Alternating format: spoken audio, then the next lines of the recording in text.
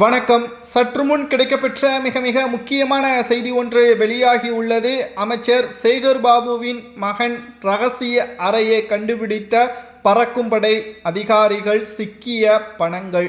நண்பர்களே, இந்த வீடியோவிற்கு ஒரே ஒரு லைக் மட்டும் சப்ஸ்கிரைப் பண்ணிருங்க.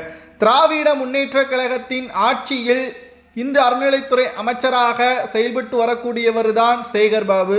தற்பொழுது 15 நாட்கள் தான் தேர்தல் ஆணைய கட்டுப்பாட்டில் இந்து அறநிலைத்துறை செயல்படுகிறது.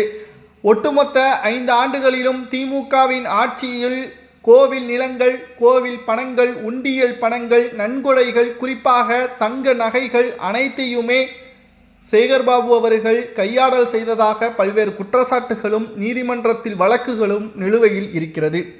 சேகர்பாபுவின் மகன் நடத்தி வரக்கூடிய சில நிறுவனங்களில் திடீரென்று பறக்கும்படை அதிகாரிகள், மத்திய வருமான வரித்துறை அதிகாரிகள் சோதனைகளில் ஈடுபட்டுள்ளனர். இதில் தேர்தல் செலவிற்காக சுமார் 150 கோடி சேகர்பாபு அவர்கள் தொகுதியில் செலவு செய்வதற்கான ஏற்பாடுகள் செய்யப்பட்ட தற்பொழுது தகவல்களை பறக்கும்படை அதிகாரிகள் கைப்பற்றியதன் காரணமாக யாரும் எதிர்பாராத ஒரு சோதனை இந்த அமலாக்கத்துறை அதிகாரிகளுடன் கைகோர்த்து பறக்கும்படை அதிகாரிகள் அமைச்சர் சேகர்பாபு மகன் நடத்தி வரக்கூடிய நிறுவனத்தில் சோதனைகள் நடைபெற்றது. இதில் அவரது ரகசிய அறையில் ஒட்டுமொத்த ஆவணங்களும், அமலாக்கத்துறை அதிகாரிகள் சில முக்கியமான ஃபைல்களையும், சேகர்பாபுவிற்கு சொந்தமான ஆவணங்களையும் கைப்பற்றியுள்ளனர்.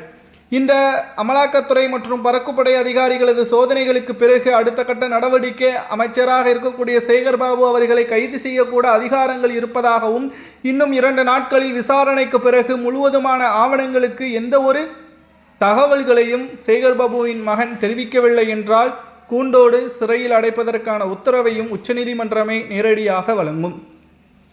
இந்த அறநிலைத்துறை அமைச்சராக செயல்பட்டு வந்த சேகர்பாபு அவர்கள் அவரது செயல்பாடுகள் முழுமையாக கோவில் பணிகளில் இல்லை. கோவில்களுக்கே துரோகம் செய்யக்கூடிய சேகர்பாபு அவர்களது நிலைமை என்னவாக மாறப்போகிறது என்று பல இந்த அதிகாரிகள் தொடர்ச்சியாக சேகர்பாபுவின் மீது குற்றங்களை சாட்டினார்கள். உண்மையாக திமுக அரசு இந்து கோவில்களுக்கு உரிய நடவடிக்கைகளை, பாதுகாப்புகளை, வளர்ச்சி திட்டங்களை எதையுமே செய்யவில்லை.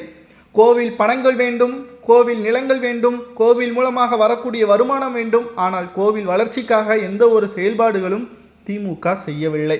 தற்பொழுது தேர்தல் நெருங்கக்கூடிய நிலையில் ஒட்டுமொத்தமாக பணத்தை வைத்து சரிகட்டி விடலாம் என்ற எண்ணத்திற்கு முற்றுப்புள்ளி வைக்கும் விதமாக அவரது மகனின் ரகசிய அறையை தட்டி தூக்கிய பறக்கும்படை அதிகாரிகள் என்ன தண்டனை கொடுக்கலாம் இவர்களுக்கு என்பதை கமெண்ட் வாயிலாக கூறுங்கள்.